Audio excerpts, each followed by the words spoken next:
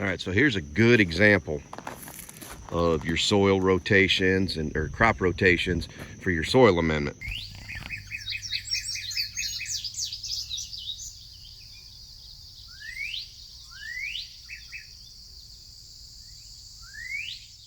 So right here, this was in soybeans.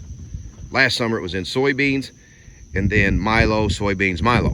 Okay, so I asked him if he can get me a picture video from last year. This was the only one he could find. But you can clearly see here up on the top, these are the soybeans. So the soybeans help to put nitrogen back in the soil. So this is the same spot he's showing us right now, where there's a day and night difference to where the stuff grew twice as tall where the beans were last year, as opposed to this spot here where the milo was last year. So interesting stuff, Phil.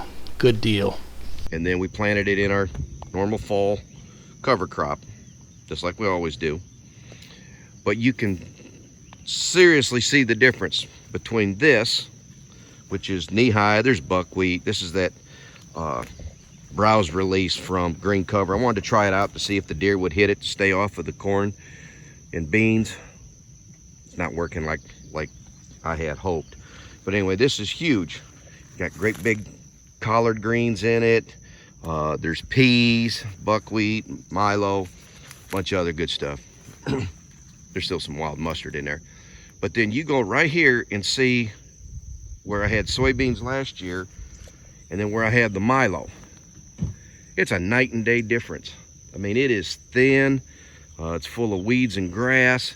The release stuff just didn't have enough energy to jump up ahead of the weed competition.